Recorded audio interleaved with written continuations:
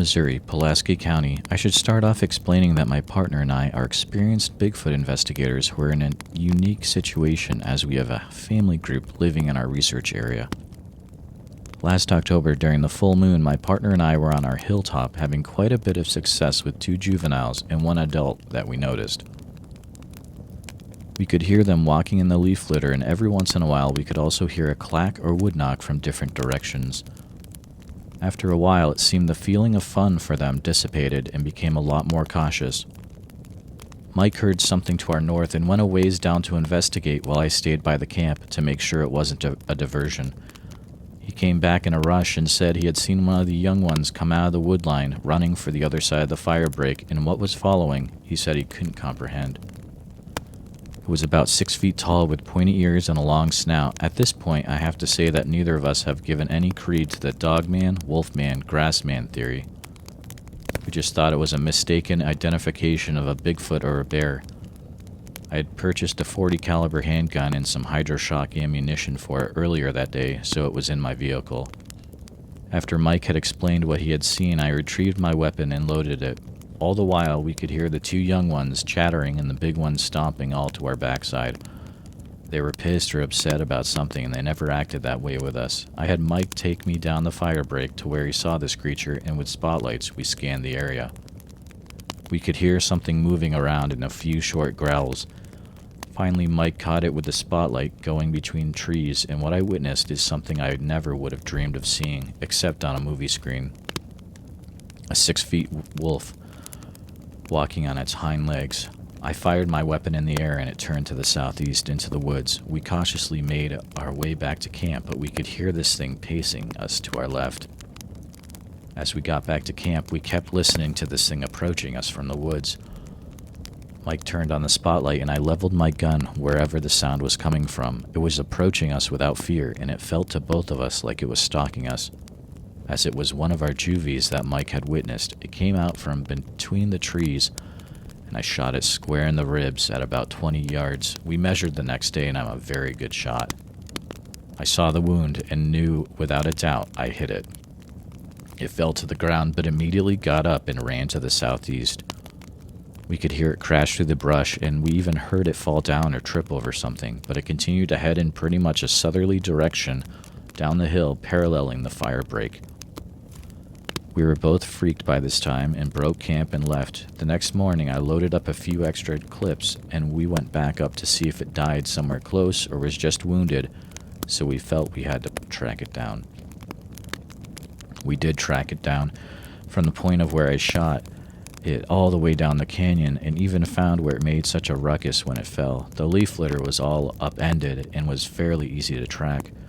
At one point, we did find a perfect canine track in a mud ridge, but it was over 8 inches across. The thing that absolutely baffled both of us was that there was no blood trail. None.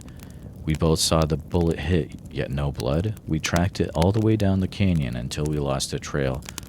We talked to a Native American couple we knew, and they immediately said, "Skinwalker." We contacted a few other investigators to try and figure out what in the hell happened.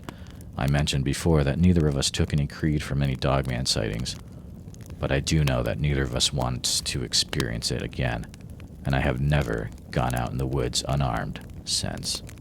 Encounter 2, Missouri, Merrimack Springs Caverns. Almost 3 years ago now, it was almost fall. I was heading up to get my husband from his mother's house about an hour away from where we live. It was dark, the road had just turned into a gravel road. There's woods on one side and a creek and commercial farm on the other side. This dark gray thing came from the creek side and jumped across the road. I could make out its back end, but definitely saw a tail like a dog's. I told him and his mom that I saw a donkey running across the road in front of me, but the tail looked like a dog's tail, and I get laughed at for it. But I did stop my car and get out to look for the animal, thinking someone had lost a pet. The car pulled up and kept going. I was hoping they would stop and ask me what was going on, but that didn't happen.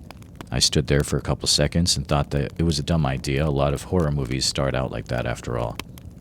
But that was the full extent of that sighting. However, I had another strange thing happen on a camping trip I took with my husband and some friends down to Merrimack Spring Caverns in Missouri, if you want to hear about that one. It's short just the same, but after seeing what I saw by his mom's house, I wondered how close I came to danger that night as well. Encounter number 3, Missouri, Pike County. I'm from Pike County, Missouri. I live about 6 miles north of the 1972 Momo sightings. I know most of the people involved in those sightings personally, and I've had an encounter myself with something here in the woods. With that said, I do not believe Momo is a Sasquatch. One of my experiences lead me to believe it is a Dogman or something else. The last encounter I had with what I seen come out on all fours, me and my friend, who is no longer with us, were spending a lot of time in the woods that year, wild crafting, picking sassafras, walnut leaves, etc. We kept having weird things we couldn't explain happen to us. A strange whistling, 6 or 7 hoot owls calling from the same tree, rocks being thrown at us, something walking in the woods near us. We started putting light bars on everything and using very bright lights at night. There was never anything there. At night, when we were out in the dark, when we walked, it walked. When we stopped, it stopped. We are country boys and familiar with the woods at night. A raccoon or a possum will walk almost up to you in the dark. Then when it realizes you're there, it will scurry away. Very predictable. A deer will walk up, and when it realizes you're there, it will run away in the dark, crashing into everything. But any time this happened, this was not the case. We would click on the lights and nothing would be there. It finally culminated with the winter night we seen it. We were sitting on DuPont Conservation Area, which used to be the DuPont de Nemours powder plant. Vehicles parked after cutting a load of wood and the dark lights off, actually trying to entice a response, copying the strange whistling sound we'd heard that year, and had heard never before then. When my friend Don said, "What's that?" he clicked on his spotlight, which was the old-style yellow light, shined it around 65 to 75 yards down the parking lot, and there was an animal, which at first glance, because of it being on all fours, I said, "It's a coyote." And I reached in my window of my truck to grab my light, which is a bright LED light, bar light. I had put on a 18-volt T-Walt battery. As I do, Don says, "That's no coyote."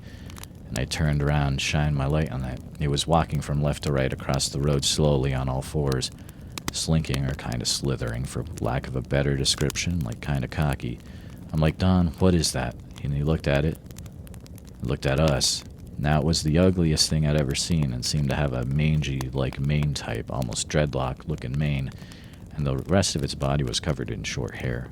The eyes glowed reddish, but changed because of the different type lights we were shining on it. Well, now I'm freaked out, so I reach back in the window to grab my pistol off the dash, and as I turn back around, it takes off running on 2 legs into the woods, and I mean fast.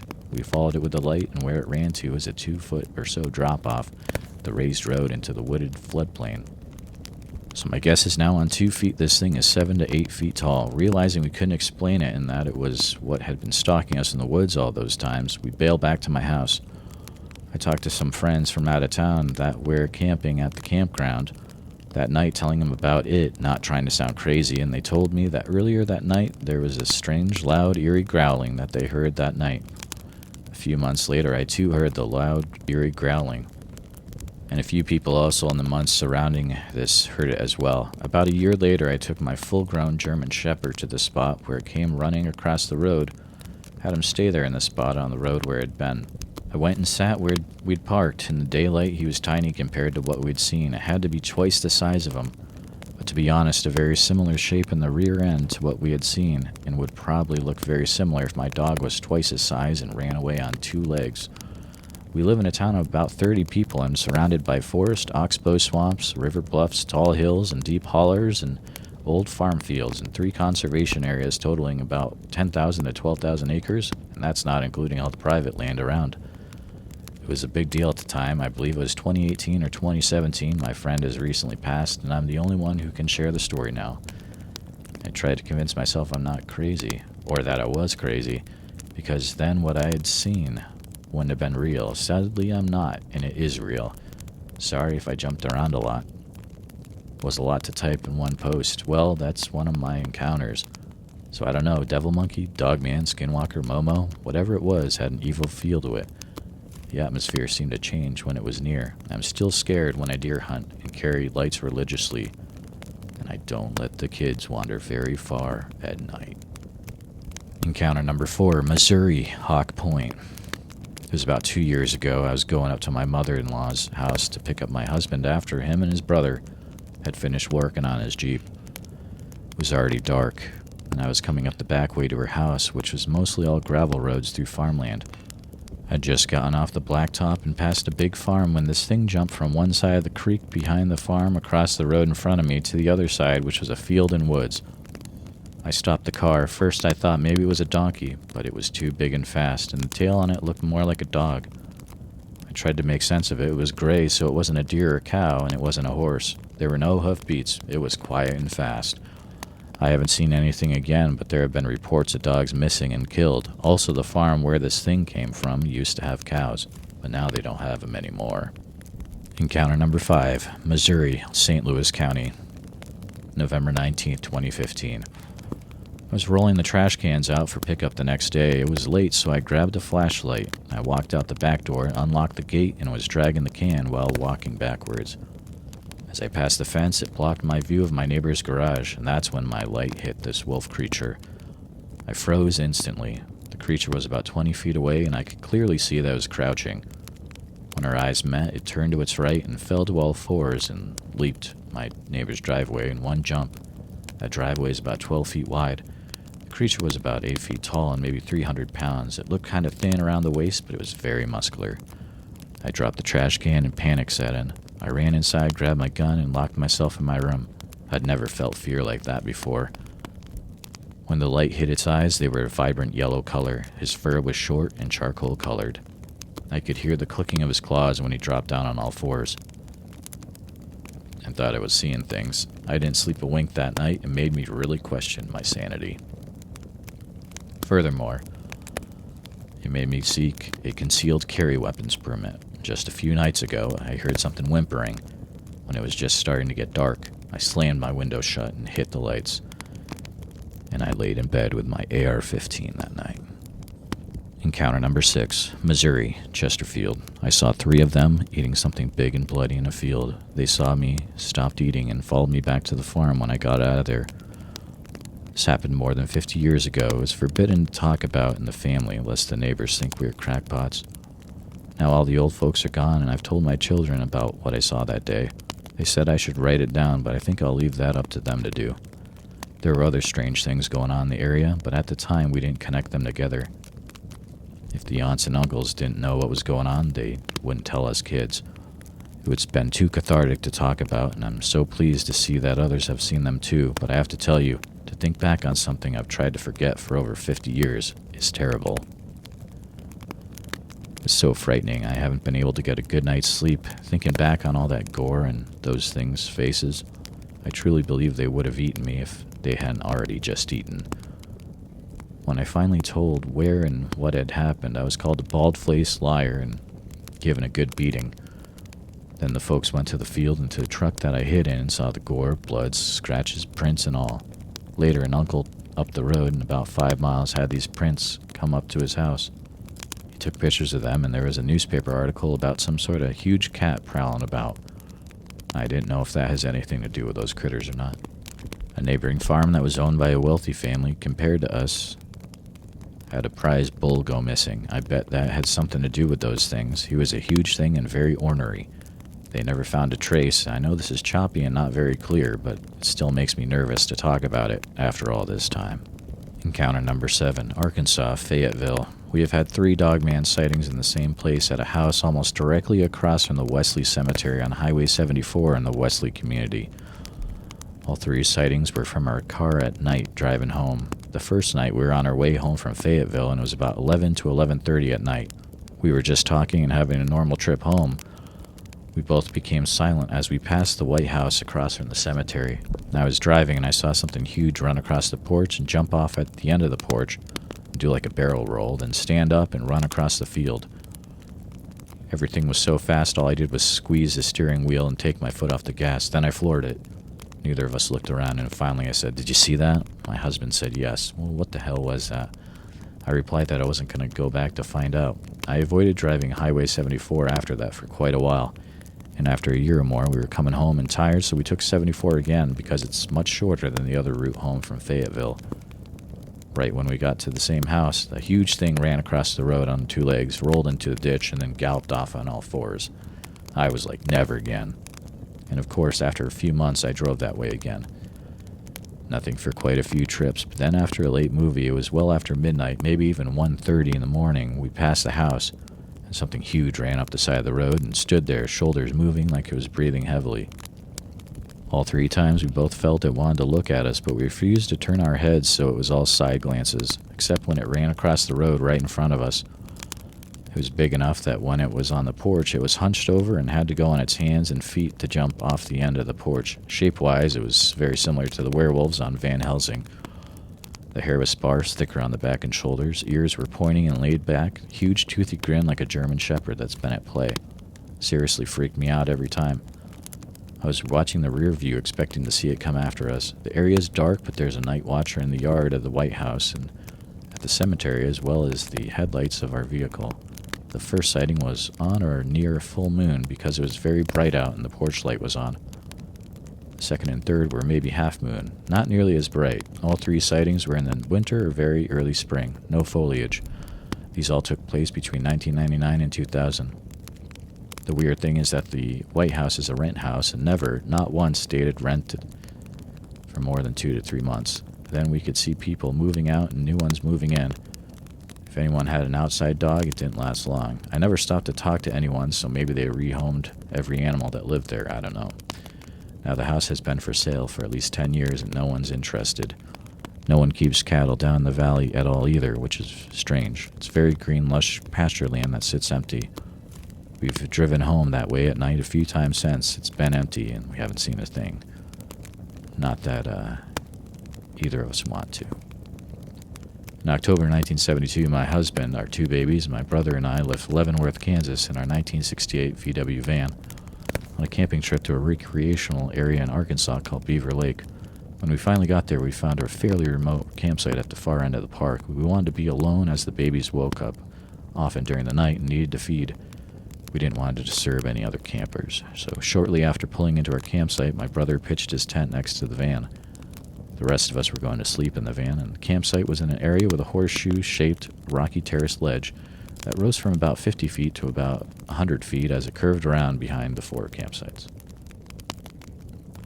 Because of mature trees and thick brush, daylight had trouble poking into our spot. Fast forward to that night, sometime around 3:30 a.m., I heard some animal sounds on the ridge that I thought were being made by coyotes. The babies were asleep and all was quiet otherwise.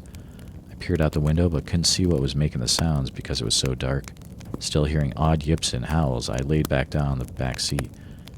Moments later, there was a huge crashing bang on the van wall right next to my head.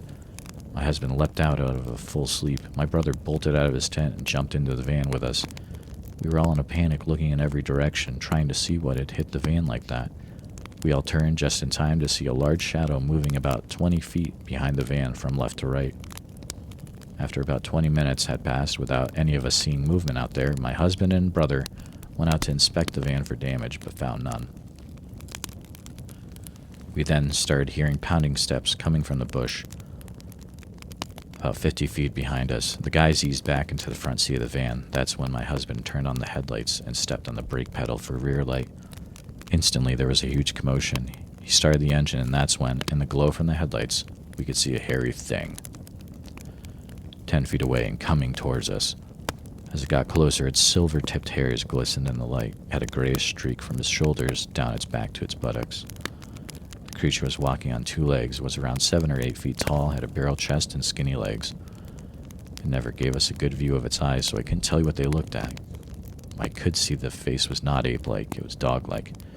Its ears and tufts of fur around them, and it was very human-like in its movements and general body structure. It moved slowly and quickly around to the back of the van when it followed the base of the ridge away from us. And that's when it let out a menacing huff and a low rumbling growl like a dog. Insanely, my husband and brother bolted from the van trying to get a better look. That's when a shower of gravel came at us. My husband and brother tore back into the van and burned up the road, getting us out of there. They kept looking out the back window and they looked into the rearview mirrors, but none of us ever saw it again. It just didn't seem like a Sasquatch was what we had seen. It seemed too dog-like in its face and was too slim in its body. I still have PTSD-like feelings to this day due to that encounter. Texas, Johnson City. After attending a matter in Austin during that day, I decided to camp out near Pedernales Falls State Park in a private ranch that I won't name. Lady there was really nice and don't wish her any bad business. It was after dark, about 6:30 p.m. last Friday, November 18, 2016, when I was invited to explore and set up camp anywhere on the property. I went to the most isolated part in the back, near a creek. Once in the area, I heard screams made by people, approximately 2 males and 1 or 2 females. At first, I thought to myself, damn, I'm going to have to hear these drunks yell it all night as they blast off their primal scream therapy routine. They had set up a campfire below next to the creek. It was about 150 yards away, high up near the ledge. The creek ran about 10 yards below me, and I caught a glimpse of their fire, but not of the people. Only quick shadows darted past the flames. It was odd, but I did not think of it much of it at the time. I proceeded to return to my area where I had parked my car and gather firewood. I ignored the screams that these folks were making, yet I noticed that I never once heard talking or voices commenting normal language, just screams that kept getting more intense, and strong, and long in duration. Still, I did not think of it as being too weird. I kept about my business, trying to set up my camp and my tent in the dark. After struggling, flashlight in my mouth and knees scraped from laying out the bedding in the tent, I walked around enjoying the open view of the sky. By now, the screams had turned to barking and howling. Earlier during my wood-gathering forage, I heard someone walking in the darkness, and I assumed it to be a female person who had probably strayed from their perimeter to go to the bathroom. I spoke to the person in the dark, mentioning I would be setting up camp in this upper area away from them.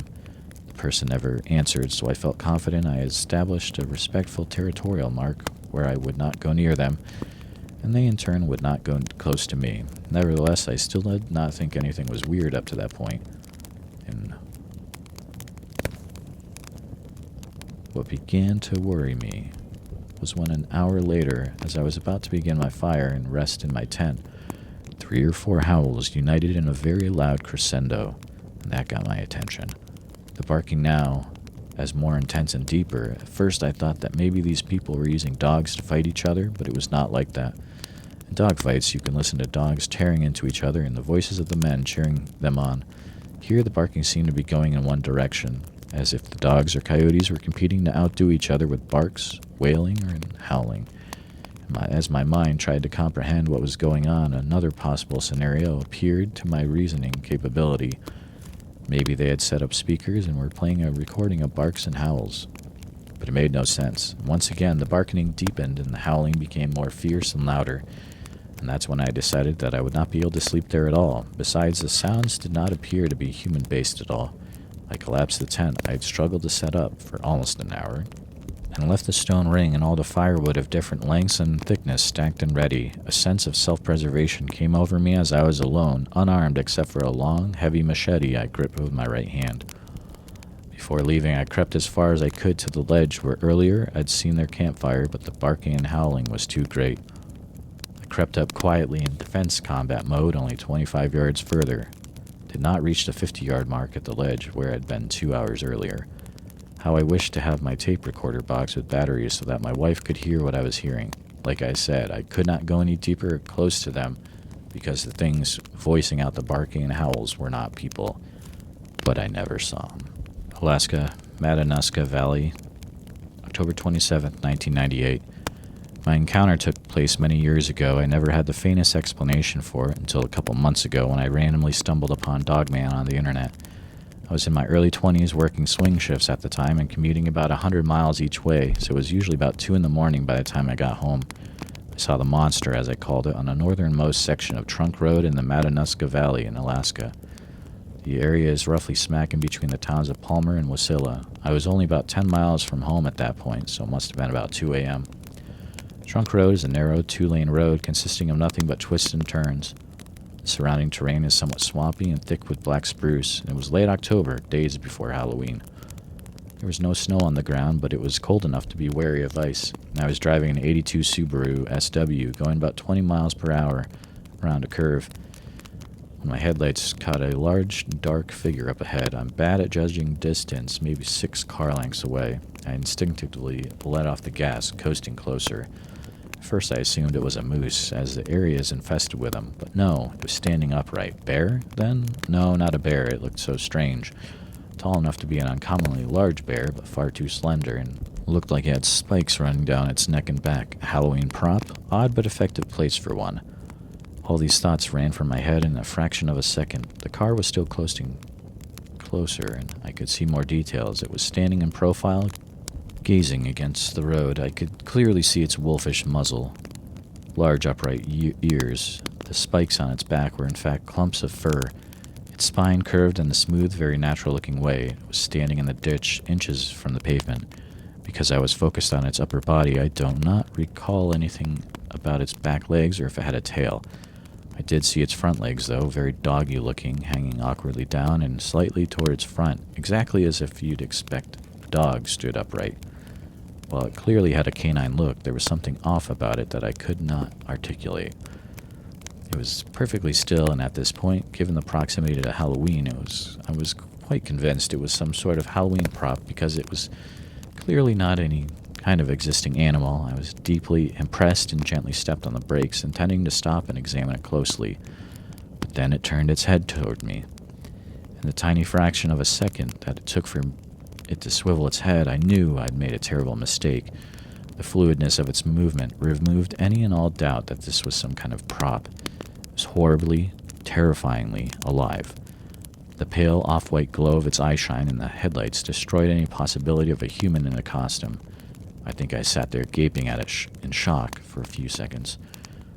The car barely moving by now, but still inching closer. As I was almost upon it, I think it could have leaned forward and touched the car if it had wanted. I had to look up to see its face. Again, I'm a bad judge of such things, but I'm 5'4", and it was a hell of a lot taller than me.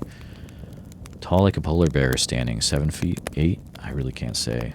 I snapped out of my trance and slammed on the gas. The car fishtailed, and I prepared myself for death by monster, as I was certain I'd end up in the ditch, but the tires caught the pavement, and I drove like a complete maniac all the way home. I did not look back. I'd only been on that section of road a few times since, never alone and never in the dark. For the next several years of driving that commute, I went 20-plus miles out of the way to avoid Trunk Road. The thing never made any aggressive moves, but there was something about it that felt very, predatory. I never saw anything remotely like it again, and never heard any stories about it in the area since.